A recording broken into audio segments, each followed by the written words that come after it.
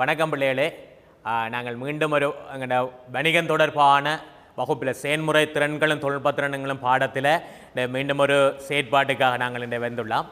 தெரியும், நாங்கள் தரம் 6-7 செய்முறை சார்ந்த செயற்பாடாக நாங்கள் பார்க்கிறோம். அதாவது செயல்முறை திறன்களும் தொழில்நுட்ப திறனும் பாடத்தில் தரம் 6-7 பார்த்தீங்களா இருந்தால் செய்முறை சார்ந்த ஒரு செயற்பாடாக காணப்படுகின்ற அதே வேளை தரம் 8-9 பாடங்கள் என்ன செய்யப்படுகின்றது?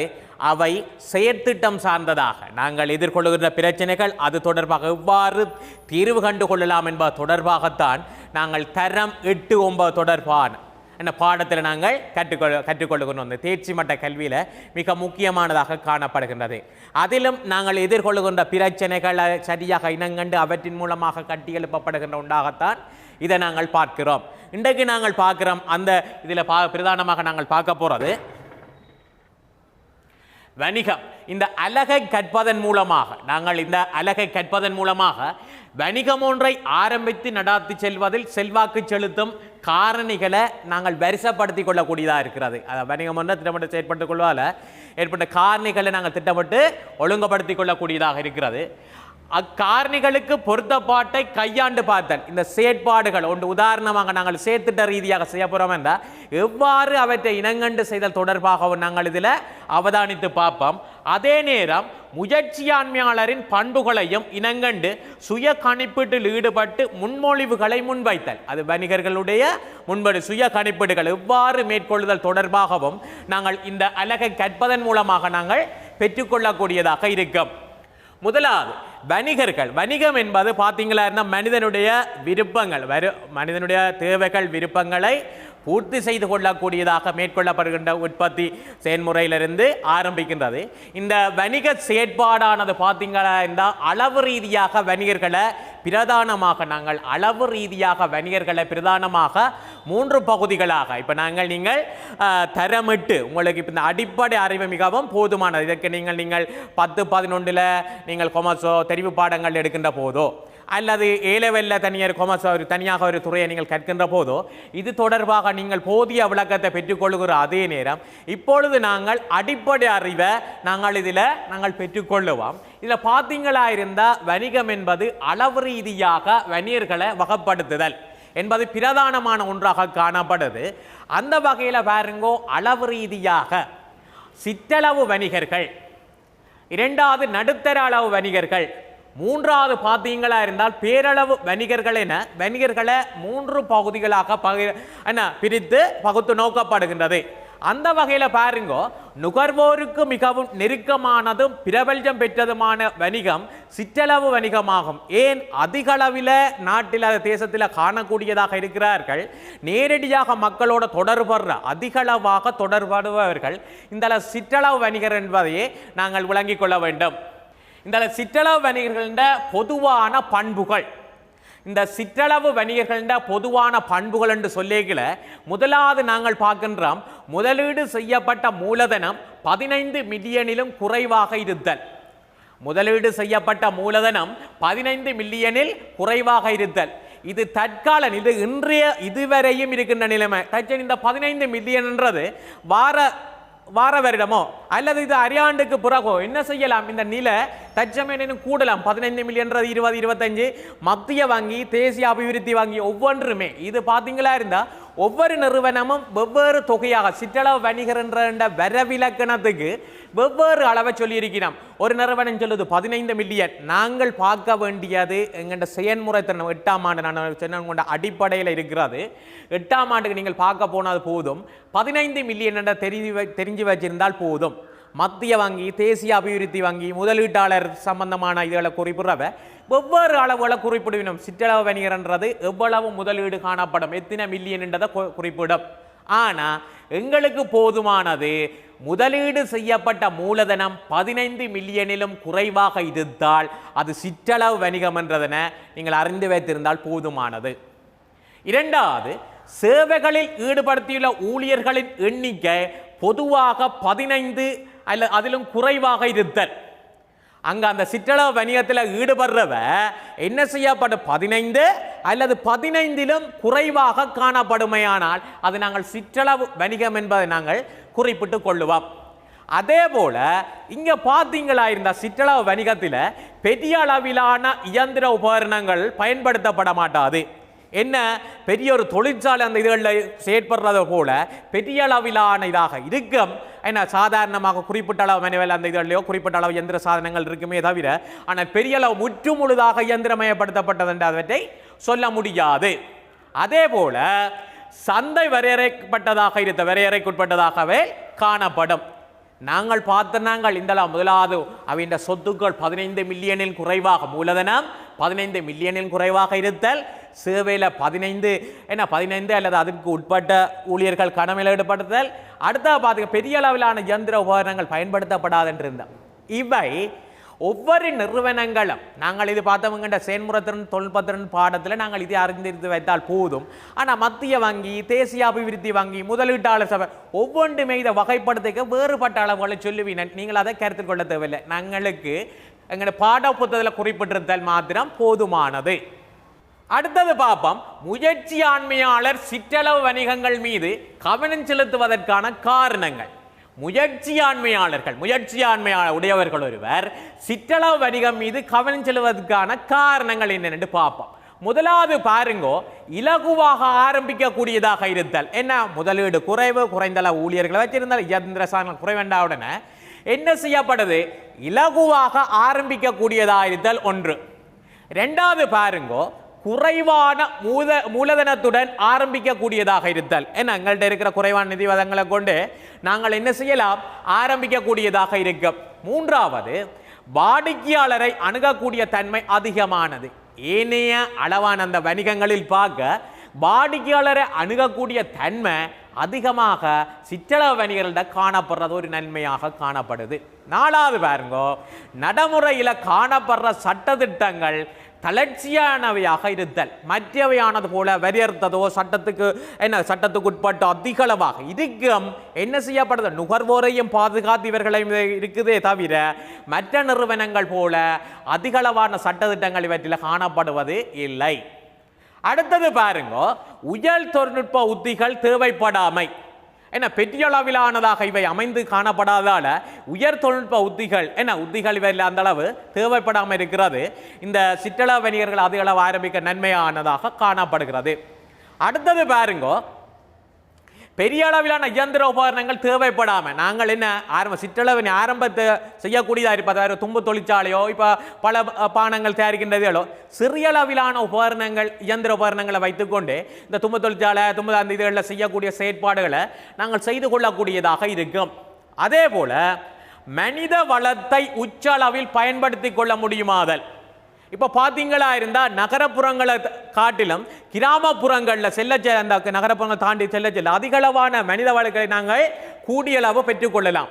ஆகவே அங்கே இருந்து மனித வளத்தை உச்சளவை பயன்படுத்தி கொள்ளக்கூடியதாக சிற்றளவு வணிகங்கள் நாங்கள் நிறுவிக்கொள்ளக்கூடியதாக இருக்கும். அதே போல அரசினால் வழங்கப்படுகின்ற வணிக ஊக்குவிப்புகளை பெற முடிகின்றமை. அரசாங்கம் என்ன செய்கின்றது, அந்த வேலையில்லா இளைஞர் ஜோதிகளோ மற்றும் வெவ்வேறு இதுகளுக்கு அவர்களை ஊக்குவிப்பதற்கு, சிற்றளவு வணிகர்களை ஊக்குவிப்பதற்கு பல்வேறு நிறுவனங்கள், பல்வேறு அமைப்புகள், அரசார்பற்ற நிறுவனங்கள் பல்வேறு ஊக்குவிப்புகளை மேற்கொள்கிறது. அவ்வாறான தன்மைகளை ஊக்குவிப்புகளை பெற்றுக்கொள்ள முடியுமாதலாக இருக்கும் யாருக்கு, இந்த சிற்றளவு வணிகர்களுக்கு. அதேபோல் தமது உள்ளார்ந்த திறன்களையும் பரம்பரையாக கிடைத்த நுட்ப முறைகளையும் பயன்படுத்த முடிதல். என்ன செய்யுது, எங்கள்கிட்ட இருக்கிற என்னட்ட நான் இப்போ பார்த்தீங்கன்னா நல்ல படவரைஞரோ அல்லது வெவ்வேறு ஒன்ற சிற்பங்கள் அல்லது வெவ்வேறு ஆற்றல்கள் இருக்குமா என்றால் அதை நாங்கள் வெளிப்படுத்துறது. அதே போல் என்ன செய்கிறது, சில பேர் என்ன பரம்பரையாக உலோக வேலைகளாக இருக்கலாம், அல்ல தும்பு தொழிற்சாலைகளாக இருக்கலாம், காகித தொழிற்சாலைகளாக இல்லை, இவ்வாறு சிற்றளவாக இந்த மட்பாண்டம் சம்பந்தமானதாக இருக்கலாம். அவர்கள் பார்த்தீங்களா இருந்தால் பரம்பரையாகவே வருகின்றது. இவ்வாறானவற்றை அவர்கள் நல்ல திறனுடன் பல்வேறு செயல்முறை ரீதியாக இலகுவாம் செய்து கொள்ளக்கூடியதாக இருத்தல். இதன் காரணமாகத்தான் பாருங்கோ, முயற்சியாண்மையாளர்கள் சிற்றளவு வணிகங்கள் மீது கவனம் செலுத்துவதற்கான காரணங்களாக நாங்கள் இதில் குறிப்பிடுறோம். அடுத்தது பார்ப்போம், இந்த சிற்றளவு வணிகர்கள் வளர்ச்சி அடைவதால என்ன இந்த சிற்றளவு வணிகர்கள் வளர்ச்சி அடைவதால் நாட்டின் பொருளாதார விருத்திக்கு கிடைக்கின்ற அனுகூலங்கள். இதுல பாருங்க, முதலாவது உள்நாட்டு உற்பத்திகள் விருத்தி அடைதல். என்ன நாங்கள் இப்பவே பார்த்தோம், தென்னந்தும்புகளோ அல்லது பனைசார் உற்பத்தியோ அல்லது பழங்கள் பருவ காலங்கள் எங்களுக்கு கிடைக்கிற இதுகளோ அல்லது பார்த்தீங்களா இருந்தால் நெல் உற்பத்தி அந்த சார்ந்த உணவுப் பொருட்கள் சார்ந்ததாகவோ அல்லது கிராமப்புறங்களில் பார்த்தீங்களா இருந்தால் பனை அல்லது மண்பாண்டங்கள் களிவற்றை போடுகின்றதோ என்ன செய்யப்படுது, உள்நாட்டு உற்பத்திகள் என்ன செய்யப்படுது, அவை விருத்தி அடைதல். முதலாவது நன்மை எங்களோட உள்நாட்டிலிருந்து சரியாக பயன்படுத்தப்பட்ட பல்வேறு செயற்பாடுகள் செய்து கொள்ளக்கூடியதாக இருத்தல், உள்நாட்டு உற்பத்திகள் விருத்தி அடைதல். இரண்டாவது பாருங்க, தொழில் வாய்ப்புகள் அதிகரித்தல். என்ன செய்யப்படுது, ஒவ்வொரு சிற்றளவு குறைந்த அளவாக பார்த்தீங்களா இருந்தால் 15க்கு உட்பட்டதாக இருக்கின்ற பொழுது பல்வேறு சிற்றளவு வணிகங்கள் துவங்குகின்ற பொழுது பல்வேறு தரப்பட்ட பல்வேறு இளைஞர் ஜோதிகள் என்ன இது சார்ந்ததாக பல்வேறு பெற்றவருக்கு வேலை வாய்ப்புகள் கிடைக்கக்கூடியதாக இருத்தல் இன்னொரு நன்மையாக நாங்கள் குறிப்பிடுவோம். மூன்றாவது, பொருளாதாரத்தின் சகல பிரிவுகளுக்கும் இடையே சமநிலையான வளர்ச்சி ஏற்படும். பொருளாதாரத்தின் சகல பிரிவுகளுக்கும் இடையே சமநிலையான வளர்ச்சி ஏற்படுதல். தனித்து ஒரு பகுதியினர் மாத்திரம் அல்லாது அனைத்து பகுதியினரும் இந்த தேசத்தின் அபிவிருத்திக்கு பங்கேற்பவர்களாக அவர்களின் செயற்பாடு தலா வருமானத்தில் பங்களிப்பு உள்ளவர்களாக அவர்கள் காணப்படுதல். அதே போன்று மக்களிட வாழ்க்கை தரமும் உயர்வடையும், அபிவிருத்தி அடையாத பிரதேசங்களும் அபிவிருத்தி அடைதல். இன்றைக்கு பார்த்துருந்தீங்களா இருந்தா என்ன ஒவ்வொரு பிரதேசங்கள்லையும் இந்த உலக வங்கியோ அல்லது ஒவ்வொரு நிறுவனங்களோ என்ன செய்யப்படுது, ஒவ்வொரு கிராம அந்த இதுகள்லையும் என்ன செய்யப்படுது, அவர்களை ஊக்குவிக்கப்பட வேண்டும் என்பதற்காக இதிலே சொல்லப்பட்டது போல அந்த பிரதேசத்துக்குள்ள கிடைக்கக்கூடிய அல்லது அந்த பிரதேசத்தில் இருக்கின்ற வளங்களை இனங்கண்டு அவை சார்பான சிற்றளவு வணிகங்களை ஆரம்பிப்பதற்காகத்தான் அரசாங்கம் அரச சார்பற்ற நிறுவனங்கள் அவர்கள் சுயகால அந்த தாங்களாய முயற்சியில் நின்று செயற்படக்கூடிய அளவுக்கான செயற்பாடுகளை முன்னெடுத்து கொடுக்கின்றது. அந்த பிரதேசத்தில் காணப்படுற வளங்கள் இவர்கள் என்ன தொழிலில் என்ற தனி இல்லாமல் அந்த பிரதேசத்தில் கிடைக்கிற வளங்களை முற்றுமுழுதாக பயன்படுத்தி முன்னேறப்பட வேண்டும் என்ற இலக்கோடு தான் இவற்றை செய்யப்படுகின்றது. அதில் ஒரு அங்கமாகத்தான் இந்த செயற்திட்ட ரீதியான தரமட்டில் நாங்கள் என்ன செய்கிறோம், நாங்கள் காணுற பிரச்சனையை இனங்கண்டு தீர்வு காணுறோம். இப்போ பார்த்தீங்களா இருந்தால் இந்த தரம் 9 நீங்கள் என்ன செய்ய போறீங்கள், ஒவ்வொரு பிரதேசங்களும் ஒவ்வொரு இதுகளில் நாங்கள் எவ்வாறு செய்கின்றோமோ அந்த அதே இது போல தரம் 9 இந்த வணிகத்தில் நாங்கள் இதை பார்க்கின்றோம். அடுத்தது பார்ப்போம், பிரதேச வளங்களை பயன்படுத்துவதன் விளைவாக வருமானம் உயர்வடைதல். பிரதேசத்தில் காணப்படுற வளங்களை நாங்கள் வளத்துக்கு ஒரு பெறுமதி, அவற்றின் கிடைக்கின்ற இதுகளுக்கும் உச்ச பயணங்களுக்கு கிடைக்கக்கூடியதாக இருத்தல். அதே போல கிராம பிரதேசங்களின் சிற்றளவு வணிகங்கள் விருத்தியடைவதால் இளைஞர்கள் தொழிலை நாடி நகரத்துக்கு வருவது தவிர்க்கப்படல். இன்றைக்கு பார்த்திருந்தீங்களாண்டா தொழில் முயற்சி என்று சொல்லப்பட்டு கொண்டு என்ன செய்யப்படினா கிராமங்களில் இருந்து நகரத்துக்கு வருகின்ற பொழுது பல்வேறுபட்ட பிரச்சனைகள் இன்றைக்கு ஏற்படுகின்றது. சகலதின்றையுமே பல்வேறுபட்ட பிரச்சனைகள், தொழில் ரீதியாக தொடர்ந்து சகலமே பல்வேறு பிரச்சனைகள். ஆகவே இவற்றை தவிர்த்து கொள்ள வேண்டுமா இருந்தால் நாங்கள் என்ன செய்யப்பட வேண்டும், இந்த கிராமப்புறங்களிலேயே சிற்றளவு வணிகங்கள் விருத்தியடைவதால் இளைஞர் தொழிலை நாடி நகரத்துக்கு செல்கிற தன்மையை நாங்கள் என்ன செய்து கொள்ளலாம், குறைத்து கொள்ளக்கூடியதாக இருக்கும். சுற்றாடல் சார்ந்த பிரச்சனைகள், சுகாதார பிரச்சனைகள், அது இன்றைய பார்த்தீங்களா இருந்தால் பேண்டகு அபிவிருத்தி என்று சொல்கிறோம். ஆனால் என்ன செய்யப்படுகின்றாம், சுற்றாடல் நியம் மிக்கதாகவும் சமூகத்துக்கு பொருத்தப்பாடுடையதாகவும் பொருளாதார ரீதியில் நன்மை கிடைக்கக்கூடியதாகவும் இருக்க வேண்டும் என்று நாங்கள் சொல்லுறோம். ஆனால் என்ன செய்கிறோம், முழுதாகவும் எங்கண்ட சுற்றாடலுக்கு பாதிப்பான விடயங்கள் செய்கிறோம். ஆனால் இந்த சிற்றளவணிகள் இவ்வாறான தன்மையோடு செயற்படுகின்ற போது அது பேண்டகு அபிவிருத்தியுடையதாகவும் அதேவேளை சுற்றாடல் பிரச்சனைகளை தீர்வு கண்டு அதேபோல் சுகாதார பிரச்சனைகளையும் என்ன செய்து கொள்ளக்கூடியதாக குறைத்து ஆரோக்கியமான சமூகம் ஒன்றை கட்டியெழுப்பக்கூடியதாக இருக்கும். இவை தரம் 9 என்கின்ற செயல்முறை திறனும் தொழில்பத்திறனும் பாடத்தின் மூலமாக நாங்கள் இதை கற்றுக்கொள்ளக்கூடியதாக இருக்கும். அடுத்தது பாருங்க, வெற்றிகரமான வணிகம் ஒன்றை ஆரம்பித்து நடாத்து செல்வதில் செல்வாக்கு செலுத்துகின்ற காரணிகள். வெற்றிகரமான வணிகம் ஒன்றை ஆரம்பித்து நடாத்து செல்வதில் செல்வாக்கு செலுத்துகின்ற காரணிகள். ஒன்று, வணிகத்தின் வெற்றி மீது செல்வாக்கு செலுத்துகின்ற காரணிகளை இனங்காணல். நாங்கள் எங்களுடைய வணிகத்தின் வெற்றியின் மீது செல்வாக்கு செலுத்துகின்ற காரணிகளை ஒன்று இனங்காணுதல் வேண்டும். இரண்டாவது, அக்காரணிகளை வணிகத்துடன் பொருந்தக்கூடியதாக பொருத்திக் கொள்ளல். மூன்றாவது, தம்முடமுள்ள வளங்களை வினைத்திறனாக பயன்படுத்துதல். எங்கள்கிட்ட இருக்கிற வளங்களை நாங்கள் என்ன செய்ய வேணும்? சரியாக இனங்கண்டு பொருத்தமாக பயன்படுத்தி கொள்ளக்கூடியதாக இருத்தல். நாலாவது பாருங்கோ, புதிய தொழில்நுட்ப மாற்றங்களை இனங்கண்டு அவற்றுக்கு இசைவடைதல். என்னென்ன புதிய தொழில்நுட்ப சிக்கனத்தன்மை எவ்வளவு எங்களுக்கு என்ன மீதமாகவோ சக்தி வீரமில்லாம செய்யக்கூடியவோ அத்தனைக்கும் புதிய தொழில்நுட்ப மாற்றங்களை உள்வாங்கி அதற்கேற்றதாக நாங்கள் செயற்பட்டு கொள்ளுதல் அவசியமாக அமைகிறது. ஐந்தாவது பாருங்கோ, போட்டி நிலைமையை வெற்றிகரமாக எதிர்கொண்டு புதிய வணிக முயற்சிகளை வணிகொணர்ந்து செயற்படுதல். என்ன போட்டி நிலைமையை வெற்றிகரமாக எதிர்கொண்டு நாங்கள் என்ன கேள்வியாக இருக்கின்ற பொழுது நாங்கள் பாரம்பரிய முறைகளை வச்சுக்கொண்டு செய்வோமா இருந்தால் அதிகளவான உற்பத்தி செய்து கொள்ள முடியாது. அதற்கேற்றதாக நாங்கள் என்ன செய்ய வேணும்? நவீன தொழில்நுட்ப மாற்றத்துக்கு நாங்கள் உள்வாங்கப்பட்டு அதற்கேற்றதான முயற்சிகளை நாங்கள் என்ன பயன்படுத்தி அதிகளவான உற்பத்தியை செய்து கொள்ளக்கூடியதாக நாங்கள் மாற்றமடைய வேண்டும் என்பதுதான் இதில் சொல்லப்படுது. அடுத்த பாப்பம், வணிகம் ஒன்றின் வெற்றியின் மீது செல்வாக்கு செலுத்துகின்ற காரணிகள். வணிகம் ஒன்றின் வெற்றியின் மீது செல்வாக்கு செலுத்துகின்ற காரணிகள் என்று சொல்லிக்கல பாருங்க. பணம், உழைப்பு, பொருட்கள், வேறு வளங்கள் என்று சொல்லுகின்ற பொழுதும் முதலாவதாக நாங்கள் பார்ப்போம் மூலப்பொருட்கள் அல்லது இருப்புக்களை கொள்வனவு செய்தல். எங்கண்ட வணிகத்தின் செயற்பாட்டுக்கு நாங்கள் ஆரம்பத்திலே நாங்கள் என்ன செய்யப்பட வேண்டும் என்றால் மூலதனம் எங்கண்ட மூலப்பொருட்களை அல்லது எங்களுக்கு வேண்டிய இருப்புகளை கொள்வனவு செய்தல் மிகவும் நல்லது. இதைத்தான் இப்போ பார்த்தீங்களா இருந்த ஆசியா அபிவிருத்தி வங்கி, யுஎஸ்ஐடி போன்ற நிறுவனங்கள் என்ன செய்யப்படுது? இந்த சிற்றளா வணிகர்களுக்கு அடிப்படை தேவைகள், அடிப்படையான வசதிகளை ஏற்படுத்திக் கொள்வதற்கான முயற்சிகள் அவர்கள் செய்து கொடுக்கிறார்கள். இரண்டாவது, இருப்பை பேணி வருதல். நம்முடைய காணப்படுகின்ற இருப்பினை தொடர்ச்சியாக பேணி வருதல். மூன்றாவது, கடன் கொடுத்தோருக்கு பணத்தை செலுத்துதல். செயற்பாட்டுக்கு வேண்டிய பணத்தை கொடுத்தோருக்கு செலுத்திக் கொள்ளக்கூடியதாக இருத்தல். நான்கு, வீட்டு வாடகை, மின்சார கட்டணம், தொலைபேசி கட்டணம், வரிப்பணம், போக்குவரத்து செலவு போன்ற செலவுகளை ஈடு செய்தல். கடைசி, நிலையான சொத்துக்களை கொள்வனவு செய்தல். அது வேண்டிய மேலதிகமான என்ன நிலையான சொத்துக்களை நாங்கள் என்ன செய்தது? கொள்வனவு செய்து கொள்ளுதல். தொழில்நுட்ப அறிவு, பண்டங்களை உற்பத்தியின் போது புதிய போக்குகளை இனங்காணும் திறன். பண்டங்களை உற்பத்தியின் போது புதிய போக்குகளை இனங்காணுகின்ற திறன். நாங்கள் இப்போ புதிய பார்த்தீங்களா இருந்தால் வணிகத்தின் பொழுது புதிய நாங்கள் செல்கின்ற பொழுது புதிய திறன்களை நாங்கள் என்ன செய்ய வேணும்?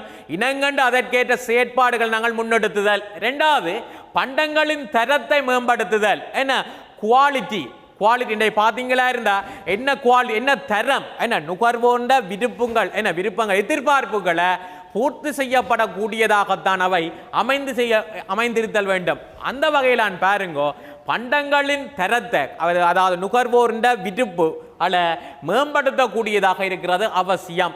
மூன்றாவது, உற்பத்தி செலவை இயன்ற அளவுக்கு குறைத்தல். இன்றைய பார்த்தீங்களா இருந்தால் நுகர்வோர் என்ன செய்வினோம்? குறைந்த அளவிலான இதுதான் கிடைக்கிறதோ என்றதை எதிர்பார்த்து கொண்டிருப்பினோம். ஆகவே என்ன செல்லும்? உற்பத்தி செலவை இயன்ற அளவு குறைக்கின்ற பொழுதுதான் எங்களுக்கு லாபமோ மற்ற நுகர்வோண்ட விருப்புகளை அறிந்து செயற்படக்கூடியதாக இருத்தல். கடைசி, புதிய உற்பத்தி முறைகளை பிரயோகித்தல். நாங்கள் இதுவரை இந்த பாரம்பரிய முறைகள் அவற்றை நாங்கள் விட்டு என்ன செய்ய வேணும்? உற்பத்தி முறைகளை பல்வேறு முறைகளாக மாற்றி பிரயோகித்தல் அவசியமாகிறது.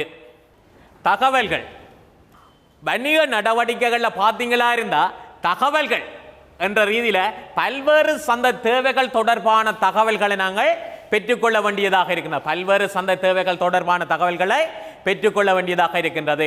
அதே போல மூலப்பொருட்கள், வழங்குனர்கள் தொடர்பான தகவல்கள், மூலப்பொருட்களின் விலை விவரங்கள் தொடர்பான தகவல்கள் அவசியமாகிறது. பண்டங்கள், பண்பு மற்றும் தரம் தொடர்பான தகவல்கள், போட்டியாளர்கள் தொடர்பான தகவல்களை பெற்றுக்கொள்ளுதல். அதே போல பண்ட விநியோக வலையமைப்பு தொடர்பான தகவல்கள், என்ன பண்டங்கள் விநியோகிப்பது தொடர்பான வலையமைப்பு, என்ன நெட்வொர்க் தொடர்பாக நாங்கள் கூடிய அளவு நாங்கள் அறிந்திருத்தல் வேண்டும். அந்த தகவல்களை பெற்றிருக்க வேண்டுகிறது. அதேபோல் நிதி வசதிகள் தொடர்பான எங்களுக்கு நிதி மூலங்கள் எங்களுடைய செயற்பாடுகளை மேலும் கொண்டு செல்லக்கூடியதாக நிதி வளங்கள் தொடர்பான தகவல்களை நாங்கள் பெற்றுக்கொள்ள வேண்டும்.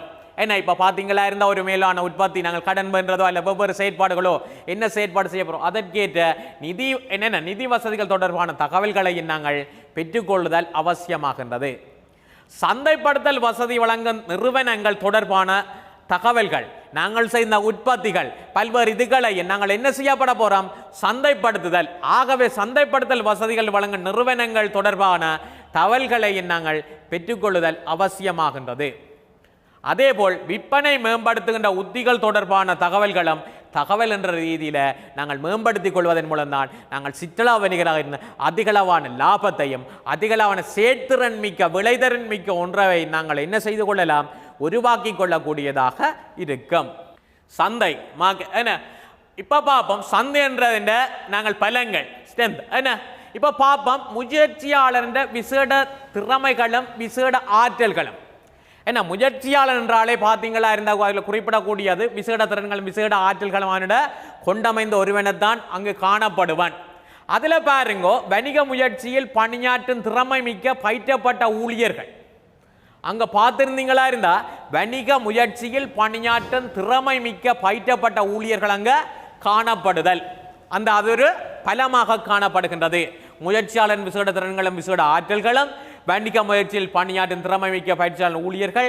மூன்றாவது யாருங்கோ சிறப்பான மட்டத்தில் காணப்படும் வளங்கள் எங்களுக்கு தேவையான சிறப்பான மட்டத்தில் அவை என்ன சொல்லப்படுது காணப்படுகின்றமை. அடுத்தது வணிக போட்டித்தன்மையை வெற்றிகரமாக எதிர்கொள்ளுகின்ற திறன் என்ன எங்களுடைய போட்டியா வணிகத்தின் போட்டித்தன்மை எதிர்கொள்ளக்கூடிய போட்டித்தன்மை வெற்றிகரமாக எதிர்கொள்ளக்கூடிய திறன் எங்களுக்கு ஒரு பலமாகத்தான் நாங்கள் அதில் குறிப்பிடுறோம்.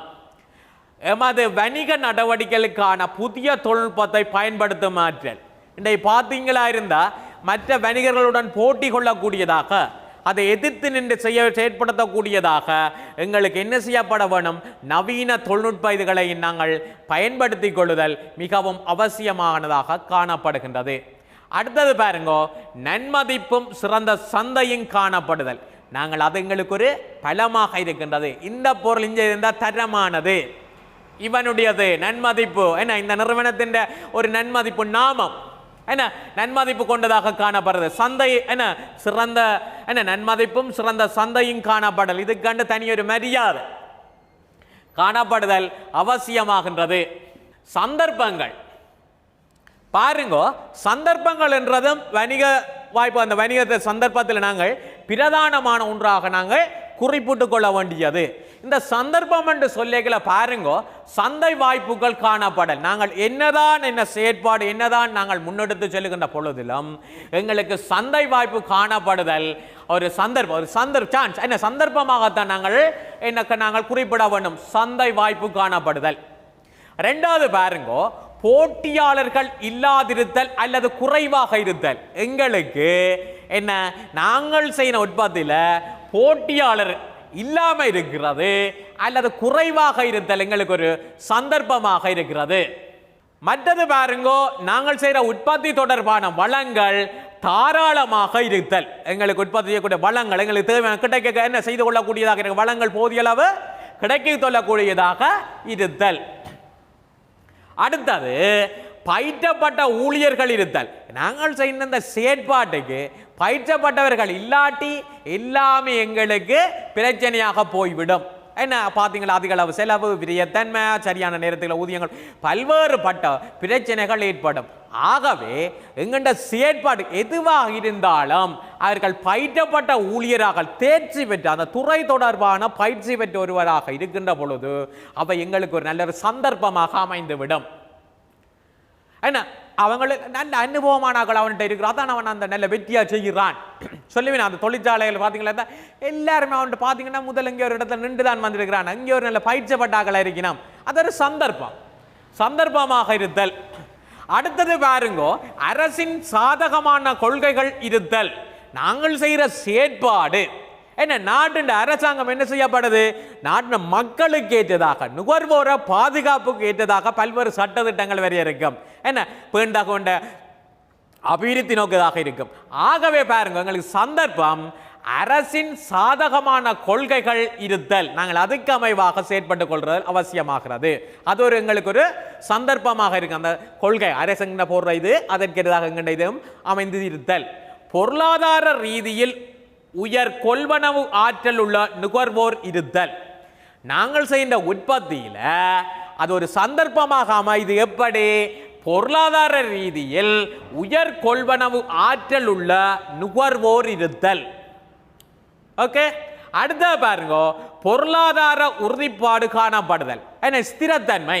பொருளாதாரத்தின் உறுதிப்பாடு காணப்படுகின்ற போது அவை நமக்கு என்ன, இந்த வணிக இதுகளில் ஒரு சந்தர்ப்பமாக அமைந்து விடுகின்றது. நல்ல முறையிலானதாக நாங்கள் இட்டு செல்வதற்கு ஒரு சந்தர்ப்பமாக அவை அமைந்து விடுகின்றது. முயற்சியாளர் பாப்போம். முயற்சியாளர் என்றது என்னண்டா பாருங்க பிள்ளைகள். முயற்சியாளன் என்பவன் யாதேனும் அனுகூலத்தை பெறுவதற்கு ஏதேனும் ஒன்றை செய்யக்கூடிய புதிய வழியொன்றை பிறப்பிப்பவராவர். முயற்சியாளன் என்பவன் யாரெண்டா பாருங்க பிள்ளைகள். முயற்சியாளன் என்பவர் யாதேனும் ஒரு அனுகூலத்தை பெறுவதற்கு ஏதேனும் ஒன்றை செய்யக்கூடிய புதிய வழியொன்றை பிறப்பிப்பவர். புதிய ஒன்றை செய்தற்காக அல்ல பிறப்பிக்கக்கூடிய ஒருவர் தான் முயற்சியாளர் என்று சொல்லுவோம். இந்த முயற்சியாளராக வணிகர்கள், பிரதேச செயலர்கள், வைத்தியர்கள், நீதிபதி, மதகுரு போன்றோரை குறிப்பிடலாம். என்ன? ஏற்கனவே இருக்கின்ற இதை வச்சு கொண்டு புதிய ஒன்றை புனைந்து தனது புதிய சிந்தனா சக்தி பல்வேறு இப்போ பார்த்தீங்களா இருந்த உற்பத்தியாளர் பொருட்கள் செய்வன், சேவைகள் செய்வர்.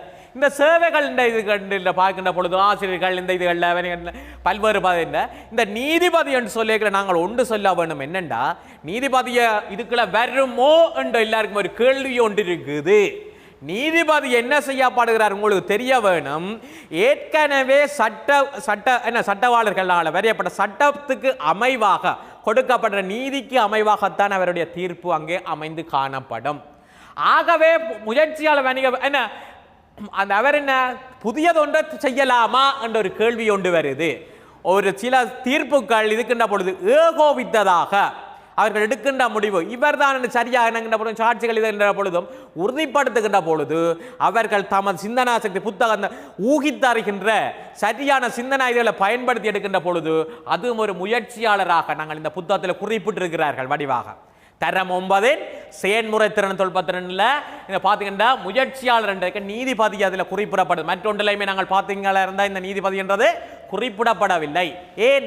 நீதிபதி என்றது சட்ட புத்தகத்தில் இருக்கிறதுக்கு அமைவாகத்தான் தீர்ப்பு. இந்த சட்டத்தில் இதில் சொல்லி இத்தினா சட்டத்தில் என்ன இந்த சரத்தில் சொல்றதுக்கு அமைவாகத்தான் அவர் இந்த தீர்ப்பு வழங்கலாம். ஆனால் சுயமாக அவரால் இதன்றே இல்லாது. ஆனால் ஏகோபித்ததாக அவர்கள் 3 நீதிபதிகளோ அல்லது இந்த போடப்படுகின்ற குழுவாக எடுக்கின்ற முடிவுக்கு அமைவாக இருக்கின்ற பொழுது அவரையும் முயற்சியாளர் என்ற பகுதியில் தரம் 9 செயன்முறை திறன் தொல்பத்திரன்ல குறிப்பிடப்படுகின்றது. அடுத்தது பார்க்கின்றோம் என்ன இப்ப பாத்தீங்கன்னா மதகுரு என்ன செய்கிறார்? காலத்துக்கு ஏற்ற மாதிரியானதாக இன்றைக்கு பார்த்திருந்தீங்களா இருந்தால் இந்த போதைப் பொருட்கள் மற்றபடி பல்வேறு இந்த பார்த்தீங்கன்னா தொற்று கழிதலுக்கு என்ன செய்யப்படுது? இந்த ஆலயங்கள் சார்ந்ததாக எவ்வாறு நாங்கள் நடந்து கொள்ள வேணும், எவ்வாறு மக்களை இதை சரியாக சென்றடைய வேணும் என்ற ஒரு முயற்சியான்மாக அவர் தனது கருத்துக்களை சொல்லுகின்ற போது அவர் அதில் மதகுருவும் வருகின்றார். வைத்தியர்கள் நோய் புதிய புதிய கண்டுபிடிப்புகள் நோய் குணமாக்குதல் தொடர்பான முயற்சியாளனாக அவற்றை இதை குறிப்பிடுகின்றார். பல்வேறு இந்த பார்த்தீங்கன்னா பிரதேச பல்வேறு தனது திட்டமிடல் செயற்பாடுகள் சரியான முறையில் என்ன வெற்றிகரமாக எழுச்சி கொண்ட ஒரு சமூகத்தை உருவாக்கி கொள்வதற்கு பிரதேச செயலர் இவற்றை முயற்சி எங்களுக்கு அவசியமாகிறது. ஆகவே இந்த நீதிபதி என்ற இது நீங்கள் வடிவாக விளங்கி கொள்ள வேணும். நீங்கள் சொல்லணும் முயற்சியாளராக நீதிபதியை குறிப்பிடலாமா? குறிப்பிடலாம். என்ன? அவர் ஏகோபித்ததாக ஒரு தீர்ப்பு ஒரு கிரிமினல் அல்ல ஒவ்வொரு குற்றங்கள் ஒன்று ஏற்படுகின்ற பொழுது அவர் இருக்கின்ற மூன்று இவ்வாறு குற்றங்களால் இந்த சாட்சிகள் வெவ்வேறாக மாறுகின்ற பொழுதிலும் அவர்களுக்கு தெரியும் இவர் தான் செய்தது, இவர் 3 பேரை ஏகோபித்த முடிவாக எடுக்கின்ற பொழுது அவை அங்கு வலிமை பெற்ற ஒரு முயற்சியாளர் என்ற இதில் நாங்கள் குறிப்பிட்டுக் கொள்ளக்கூடியது. அதுதான் தரம் 9 குறிப்பிடப்படுகின்றது. அதேபோல் பண்ணை, பாடசாலை, பல்கலைக்கழகங்கள், கோயில்கள், பள்ளிவாசல்கள், தேவாலயங்கள், பன்சலைகள், அரச வணிக முயற்சிகள், வைத்தியசாலைகள் போன்ற இடங்களில் முயற்சியாண்மையாளர்களை காணலாம். எந்தெந்த இடம்? பண்ணைகள், பாடசாலைகள், பல்கலைக்கழகங்கள், கோயில்கள், பள்ளிவாசல்கள், தேவாலயங்கள், பன்சல, அரச வணிக முயற்சிகள், வைத்தியசாலை போன்ற இடங்களில் முயற்சியாண்மையாளர்களை காணக்கூடியதாக இருக்கும். வணிக முயற்சியாளர்கள் வணிக சந்தர்ப்பங்களை இனங்கண்டு புதிய வணிகம் ஒன்றை ஆரம்பித்து வெற்றிகரமாக நடத்தி செல்லும் ஆற்றல் கொண்டவர் வணிக முயற்சியாளர் என்று சொல்லுவோம். என்னண்டு? வணிக சந்தர்ப்பங்களை இனங்கண்டு புதிய வணிகம் ஒன்றை ஆரம்பித்து வெற்றிகரமாக நடத்தி செல்லும் ஆற்றல் கொண்டவர் வணிக முயற்சியாளர் என்று குறிப்பிடுவோம். இந்த வகையில் தொலைநகல், தொலைபேசி, கணனி போன்ற வணிக முயற்சியாளர்களால் உற்பத்தி செய்யப்பட்ட வியத்தகு உற்பத்திகளாகும் என்று குறிப்பிட்டுக் கொள்ளக்கூடியதாக இருக்கும். பெண்களின் கல்வி மட்டம் மேம்பட்டிருத்தல், ஊழியர் படையில் பெண்களின் பிரதிநிதித்துவம் அதிகரித்தல், பெண்களும் வணிக முயற்சிகள் பங்கு பெற்ற வேண்டிய ஒரு பின்னராக கருதப்படல், குடும்பத்தின் வருமான நிலையை அதிகரித்துக் கொள்ளும் தேவைப்படல் போன்ற காரணிகள் வணிகத்துறையில் பெண் முயற்சியாளர்கள் அதிகரிப்பதற்கு காரணங்களாக நாங்கள் குறிப்பிட்டுக் கொள்ளக்கூடியதாக இருக்கின்றது. எது எது? பெண்களின் கல்வி மட்டம் மேம்பட்டிருத்தல், ஊழியர் படையில் பெண்கள் பிரதிநிதித்துவம் அதிகரித்தல், பெண்களும் வணிக முயற்சிகளில் பங்கு பெற்ற வேண்டிய ஒரு பின்னராக கருதப்படல், குடும்ப வருமான நிலையை அதிகரித்துக் கொள்ளும் தேவை ஏற்படல் போன்ற காரணிகளால் வணிகத்துறையில் பெண்களும் முயற்சியாண்மை காரணிகளாக கருதப்படுகின்றனர். வெற்றிகரமான முயற்சியாளரின் பண்புகள். இப்ப பார்க்கிறோம் வெற்றிகரமான முயற்சியாளரின் பண்புகள். இதுல பாருங்க, தலைமைத்துவமேற்றல். தலைமைத்துவமேற்றல் என்று நாங்கள் இந்த குறிப்பிடைகளை பாருங்க. தலைமைத்துவம் என்பது ஒன்று முன்னிட்டு லீடர்ஷிப், ஒன்று என்ன முன்னின்று செயற்படுகின்ற, தனக்கு பின்னால் ஒரு குழு, ஒரு அணி நின்று செயற்படக்கூடியதாக இருத்தல். அதைத்தான் பாருங்க சொல்லப்படுது. என்னண்டா லீடர்ஷிப். தலைமைத்துவம் என்பது தனிநபர்கள் அல்லது குழுக்கள் அல்லது சமூகத்தின் நடத்தை மீது செல்வாக்கு செலுத்தக்கூடிய ஆற்றல் அல்லது ஆளுமை. என்னண்டு? தலைமைத்துவம் என்பது தனிநபர்கள் அல்லது குழுக்கள் அல்லது சமூகத்தின் நடத்தைகள் மீது செல்வாக்கு செலுத்தக்கூடிய ஆற்றல் அல்லது ஆளுமைதான் தலைமைத்துவமேற்றல் அல்லது தலைமை என்று நாங்கள் இதில் குறிப்பிடுறோம். இரண்டாவது பாருங்க, வேலைகளை திட்டமிடல், ஒழுங்கு செய்தல், நெறிப்படுத்துதல், மேற்பார்வை செய்தல், பின்னூட்டல், ஆய்வு நடத்தல் மற்றும் ஏனையோரது கருத்துக்களை பெற்று தமது நிறுவன நோக்கங்களை நிறைவேற்றிக் கொள்ளுதல் தலைமைத்துவ வகிப்பாகம் என்று சொல்லுவோம். தலைமைத்துவ வகிப்பாகம் என்று நாங்கள் சொல்லிக்கல வேலைகளை ஒழுங்கு செய்தல், நெறிப்படுத்துதல், மேற்பார்வை செய்தல், பின்னூட்டல், ஆய்வு நடத்தல் மற்றும் ஏனையோரது கருத்துக்களை பெற்று தமது நிறுவன நோக்கங்களை நிறைவேற்றிக் கொள்ளுதல் தலைமைத்துவ வகிப்பாகம். நாங்கள் அதற்கேற்றதாக மாறிக்கொள்ளுதல் என்று நாங்கள் அதை சொல்லலாம். குழுவாக செயற்படுகின்ற போது குழுவின் சகல உறுப்பினர்களதும் கருத்துக்களையும் நட்புடன் செவிமடுத்தல் பிரதானமானது. ஒரு தலைமைத்துவம் ஏற்று செயற்படுகின்ற ஒருவர் என்ன செய்கிறார்? குழுவாக செயற்படுகின்ற போது, குழு உணவு என்ன குழு டீமாக செயற்படுகின்ற போது என்ன செய்யப்படுது? குழுவாக செயற்படும் குழுவின் சகல உறுப்பினர்களதும் கருத்துக்களை நட்புடன் செவிமடுத்தல். அப்பதானே குழு உணர்வோடு எல்லாரும் தங்கண்ட குழுவாக செயற்பட, ஒற்றுமையாக செயற்பட, டீம் ஒர்க் என்று சொல்லுவோம். செயற்படக்கூடிய தன்மை உருவாதல், அவருடைய கருத்துக்களுக்கு மதிப்பளித்து கேட்டல், பொறுமையை காத்தல். அவர்கள் உணர்ச்சி வசப்பட்டவர் கருக்கின்ற பொழுதும் நாங்கள் தலைமையை பொறுப்பேற்று செயற்பட நாங்கள் பொறுமையை காத்து செயற்பட வேண்டியது அவசியமாகின்றது. பொறுமை காத்தல், அர்ப்பணிப்பு. எங்கள்ட டீம் என்ன நாங்கள் செய்கிற அணி, நாங்கள் இதண்ட வேண்டியது, நாங்கள் எங்கள்ட வெற்றி பாதை வணிகமாக இருந்தாங்க வணிகத்தை வெற்றிகரமாக கொண்டு செல்ல வேண்டிய அந்த நாங்கள் தலைமைத்துவம் இருக்கிற ஒவ்வொருத்தருமே அதற்கேற்றதாக செயற்பட வேண்டும். தலைவர் என்ன இவ்வாறான பண்புகள் கொண்ட ஒருவர் தான் தலைவர் அல்லது தலைமைத்துவத்துக்கு பொருத்தமான ஒருவராக நாங்கள் குறிப்பிட்டுக் கொள்ளலாம். என்ன சொல்லுவார்கள்? என்ன என்ன ஒருவர் தலைமைத்துவத்தில் இறக்கி இருக்கின்ற பொழுது என்ன செய்ய, ஒருவற்ற படத்தை இழிவுபடுத்துவதற்காக அவர் அந்த படத்தை, தலைவற்ற படத்தை என்ன செய்யப்படுகின்றது? மலசல கூட கொழியில ஒட்டு கொண்டு ஒட்டுறார்கள். என்னடா கேவலம் இந்த படத்தை ஒட்டிட்டார். டேய், அதையும் சாதகமாக கண்டு கதைக்கக்கூடிய ஒருவன் இருக்கிறது தான் தலைவன். டேய், பிளவிடுறவன் எந்த படத்தை கண்டா அதுதான் அந்த படத்தை ஒட்டி வச்சிருக்கிறான். அங்க போய்க்கையும் தனது சிந்தனை வேற நல்ல எண்ணம் பெற வேணும். பிளவிட்டவனுக்கு தன்னை கண்ட அதுதான் அவன் வச்சிருக்கிறான வழிய என்ன இழிவுபடுத்த இல்லை, அவன் தன்னை பயத்தை காட்ட. அவ்வாறு அதையும் சாதகமாக செய்கிறவன் தான் தலைவன், தலைமைத்துவம். ரைட். சிறந்த தலைவராவதற்கு அதிகாரம் மற்றும் அங்கீகாரம் ஆகிய இரண்டும் முக்கியமானவையாகும். பாருங்க, என்ன சிறந்த தலைவர், நாங்கள் விரல் விட்டு சொல்லக்கூடிய ஒவ்வொருத்தரையும் உங்களுக்கு தெரியும், நாங்கள் சொல்ல தேவையில்லை. சிறந்த தலைவர் என்று சொல்றதுக்கு அதிகாரம் மற்றது அங்கீகாரமாக இரண்டும் முக்கியமானவையாக காணப்படுகின்றது. தலைவர் என்று சொல்லிக்கல அதிகாரமும் கிடைக்க வேண்டும், அதே நேரம் அவற்றை ஏற்றுக்கொள்ளக்கூடிய அங்கீகாரமும் அங்க கிடைக்கிறதான் நாங்கள் என்ன சொல்ல வேணும், வெற்றிகரமான முயற்சியாளரின் பண்புகளுக்குள்ள தலைமைத்துவம் ஏற்றல்ல, என்ன தலைமைத்துவம் ஏற்ற தலைவர் என்று நாங்கள் சொல்லக்கூடியதாக இருக்கும். புத்தாக்கம், புத்தாக்கம் என்றது பாருங்க பிள்ளைகள், பிரதானமாக நாங்கள் சொல்ல வேண்டியது புத்தாக்கம் என்பது புதிய கருத்தொன்றை வெற்றிகரமாக செயற்படுத்தக்கூடிய நிலைக்கு மாறுதலையே புத்தாக்கம் என சொல்லப்படுகின்றது. அதாவது புதிய கருத்தொன்றை வெற்றிகரமாக செயற்படுத்தக்கூடிய நிலைமைக்கு மாற்றுதலே புத்தாக்கம் எனப்படும். அதே போன்று புத்தாக்கம் மேற்கொள்வதற்கான வழிகள் யாதேனும் சமூக தேவையை நிறைவு செய்வதற்கு புதிய முடிவு பொருள் ஒன்றை அறிமுகம் செய்தல், ஏற்கனவே இருக்கும் ஒரு பண்டத்துடன் புதியதோர் அம்சத்தை சேர்த்தல். என்ன செய்யப்படுது இப்ப நாங்களே பார்க்கலாம், கைத்தொலைபேசிய செயலிகள் பல்வேறு என்ன பார்த்தீங்களா போட்டு இவ்வளவோ முன்னேற்றமாக காணப்படுகிறது. புத்தாக்கம் என்று சொல்லிக்கல நீங்கள் ஒன்றை விளங்கிக் கொள்ள வேணும். புத்தாக்கம் என்றா என்ன, கண்டுபிடிப்பண்டா என்ன, இந்த ரெண்டையும் வடிவாக அறிந்திருக்க வேண்டும். புத்தாக்கம் என்றது இதுவரையில உருவாக்கவோ அல்லது இதுவரையும் அது சிந்தனா சக்தி அறிவு அனுபவ ஆற்றல்ல நாங்கள் பெற்றுக்கொள்ளாதது, எங்களிடம் விருத்தி செய்யப்பட்ட விஞ்ஞான தொழில்நுட்ப முன்னேற்றம் அதே நேரம் அறிவுபூர்வமான மாற்றங்கள் காரணமாக உருவாக்குறது அல்ல உற்பத்தி செய்து கொள்ளக்கூடியதுதான் நாங்கள் புத்தாக்கம் என்று சொல்றோம். இன்றைய பார்த்தீங்கன்னா புதிய புதிய என்ன செய்யறது, கணனிகள் என்ன டேப் அந்த இதுகள் காணப்படுறது, புது செயலிகள் காணப்படுறது, இதை புத்தாக்கம் பண்ணுவோம்.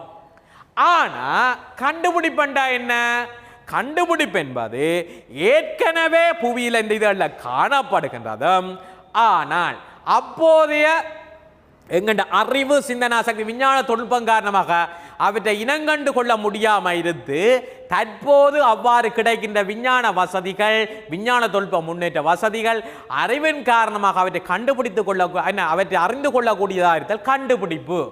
நீங்கள் சொல்லுங்க, உதாரணம் ஆகன் வாயு நீகன் வாயு அந்த அண்ட வழியில பார்த்தீங்களா இருந்த எத்தனையோ கோள்கள் என்ன மர இருந்த கோள்கள் அவையெல்லாம் இப்போ புதுசாக வந்தவ இல்லை, ஏற்கனவே அவை இருந்தவ எங்களால் பார்த்தீங்களா இந்த தொலைக்காட்சிகள் வெவ்வேறு அந்த காலத்து காலம் அந்த விஞ்ஞான தொழில்நுட்பம் முன்னேற்றம் காரணம் புதிய உருவாக்கப்படுகின்ற பொழுது அவற்றை வைத்து நோக்குகின்ற பொழுதுதான் அவற்றை நாங்கள் என்ன கண்டுபிடிக்க ஏற்கனவே புவியில் காணப்படுறது என்ன அண்டவெளியில் காணப்படுறதும் என்ன எங்கள்ட ஞாயிற்றுல காணப்படுறதும் ஆனால் அப்போதே இருக்கின்ற எங்கள் அறிவு ஆற்றல்கள் அதே போன்று என்ன செய்யப்பட விஞ்ஞான தொழில்நுட்ப முன்னேற்றம் சரியான முன்னேற்ற விஞ்ஞான தொழில்நுட்ப முன்னேற்றம் இன்மை காரணமாக அவற்றை அறிந்து கொள்ளல, இப்போ அவற்றை நாங்கள் கண்டுகொள்ளுறோம். அதுதான் என்ன கண்டுபிடிப்பு. புத்தாக்கம்ன்றது இதுவரையில் அவ்வாறான ஒன்று புவியிலையோ அல்லது இதில் இல்லை, ஆனால் அங்கே அறிவு ஆற்றல் இதில் பயன்படுத்தி புதிதாக ஒன்றை உருவாக்கி கொள்ளுதல்லால் புத்தாக்கம் என்று நாங்கள் அதில் சொல்லுறோம். அர்ப்பணிப்பு மிகவும் வணிக செயற்பாடுகளில் பார்த்தீங்களா இருந்தால் அர்ப்பணிப்பு என்பது மிகவும் முக்கியமான ஒன்றாக காணப்படுகின்றது. இந்த அர்ப்பணிப்பு தன்மை இல்லாமல் இருந்தால் எல்லாமே தோல்வியில முடிவடைந்திடும். எந்த ஒரு செயற்பாட்டையும் வெற்றிகரமாக நாங்கள் முன்னெடுக்க வேண்டுமா இருந்தால் அதற்கு அர்ப்பணித்தே தான் ஆக வேண்டும். அர்ப்பணிப்பு என்றது பாப்பம் தமது குறிக்கோளை நிறைவேற்றிக் கொள்வதற்காக பிரயோகிக்கும் உச்ச அளவானதும் தொடர்ச்சியானதுமான முயற்சியே அர்ப்பணிப்பு என குறிப்பிடுவோம். அர்ப்பணிப்பு என்றது பாருங்கோ, எமது குறிக்கோள்களை நிறைவேற்றிக் கொள்வதற்கு பிரயோகிக்கின்ற உச்ச அளவானதும் தொடர்ச்சியானதுமான முயற்சியே அர்ப்பணிப்பு என குறிப்பிடுவோம்.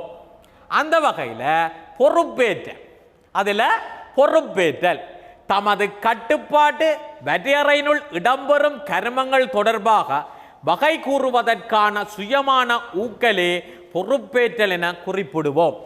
என்ன பொறுப்பேற்றல் என்பது தமது கட்டுப்பாடு வரையறையினுள் இடம்பெறும் கர்மங்கள் தொடர்பாக வகை கூறுவதற்கான சுயமான ஊக்கலே பொறுப்பேற்றல் என குறிப்பிடுவோம். தீர்மானம் எடுத்தல் என்ன சரியான தீர்மானம் எடுக்கக்கூடிய ஒரு ஆளா இருக்க வேணும்.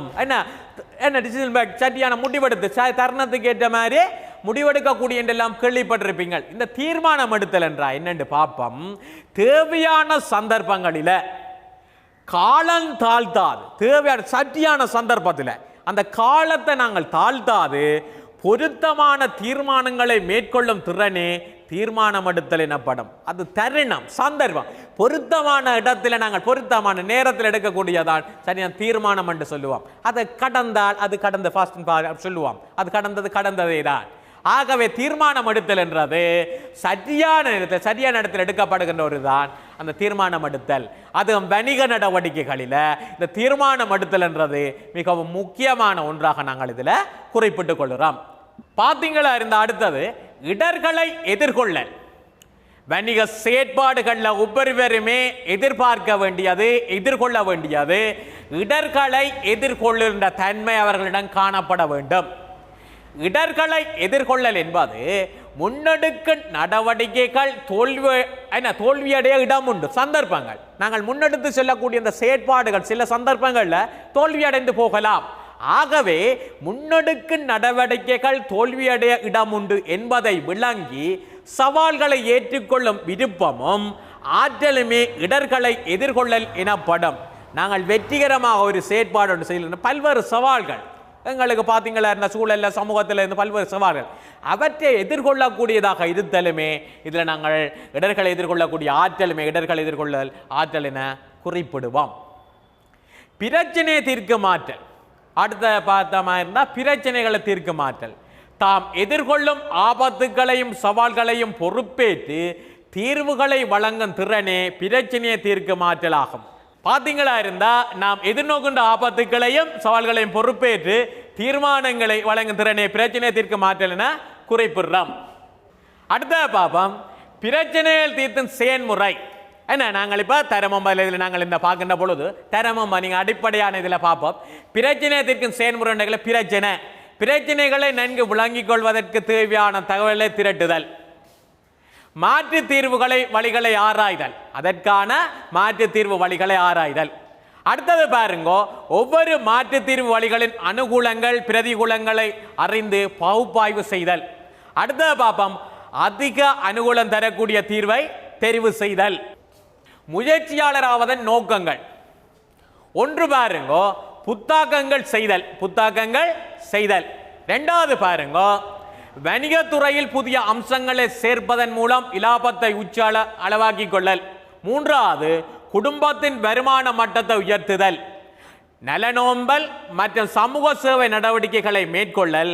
அடுத்தது நாட்டின் பொருளாதார அபிவிருத்தியை ஏற்படுத்துதல், அதே போன்று தொழில் வாய்ப்புகளை பிறப்பித்தல், கடைசி நாட்டு மக்களின் வாழ்க்கை தரத்தை மேம்படுத்துதல் என்பவை முயற்சியாளராவதன் நோக்கங்கள் என்றதில் நாங்கள் குறிப்பிடுறோம். சுயகணிப்பீடு என்பது மற்றொருவருக்கு சார்பாக தம்மை மதிப்பீட்டுக்கு உட்படுத்துவதே மற்றொருவருக்கு சார்பாக தம்மை மதிப்பீட்டுக்கு உட்படுத்துவது சுயகணிப்பீடு ஆகும். எவையேனும் நியமங்களை அடிப்படையாக கொண்டே இது நிகழ்த்தப்படும். அளவிடக்கூடிய தலைமைத்துவ பண்புகள், திட்டமிட்டு செயற்படும் திறன், சிறந்த ஒழுங்கமைப்பு திறன். இரண்டாவது குழுவுடன் செயற்படும் போது மற்றவர்கள் ஏற்றுக்கொள்ளக்கூடியவாறு நட்புடன் செயற்படும் திறன், பொறுமையும் ஏனியோரின் கருத்துக்களையும் செவிமடுக்கும் தன்மை, அர்ப்பணிப்புடனும் பொறுப்புடனும் செயற்படல் ஆகியவைதான் இதில் குறிப்பிடப்பட வேண்டியதாக அமைகின்றது.